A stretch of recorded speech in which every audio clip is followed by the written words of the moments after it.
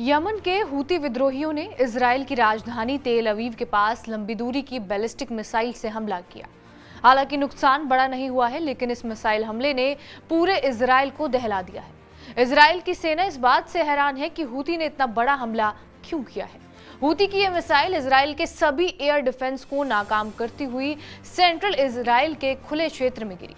2040 kilometre दूरी से दागी गई मिसाइल का एयर डिफेंस की रडार में नहीं आना इजरायली सुरक्षा एजेंसियों के लिए चिंता का सबब बन गया है। इस हमले ने हूती की नई क्षमताओं को उजागर किया है।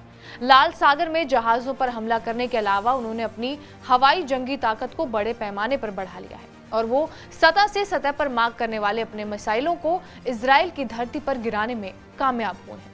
आईडीएफ के एक अधिकारी ने प्रेस ब्रीफिंग में यह बताया कि मिसाइल के लॉन्च होने के बाद से ही उसे मॉनिटर किया जा रहा था। उसको इंटरसेप्ट करने के लिए इंटरसेप्टर भेजा भी गया, लेकिन वो नाकाम रहा। उन्होंने ये भी बताया कि यह मिसाइल हमला इजराइल पर किया गया अब तक का सबसे लंबी दूरी का मिसाइल हमला था। हूती प्रवक्ता याह्या सारी ने बताया कि उन्होंने करीब 2040 किलोमीटर की दूरी से हाइपरसोनिक मिसाइल से इजराइल पर हमला किया है। यमन की राजधानी सना में पैगंबर मोहम्मद के जन्मदिन के मौके पर इकट्ठा हुई हजारों की भीड़ को संबोधित करते हुए Houthi chief Abdul Malik al Houthi ने कहा, जब दुश्मन हमारी नई तकनीक का सामना करेंगे तो वो जमीन पर भी उसी तरह चकित हो जाएंगे जैसे वो समुद्र में थे। अब्दुल मलिक ने ये पुष्टि की है कि ऑपरेशन यमन की फोर्स ने नई तकनीक का इस्तेमाल कर किया है और ये कहा कि इजराइल के खिलाफ लड़ाई के वो 5वें फेज का हिस्सा भी है। हूती के चीफ के इस बयान से ये साफ हो गया है कि उन्होंने ऐसे मिसाइल बना लिए हैं जो और ज्यादा एडवांस्ड हैं और एयर डिफेंस सिस्टम को भेदने की भी क्षमता रखते हैं।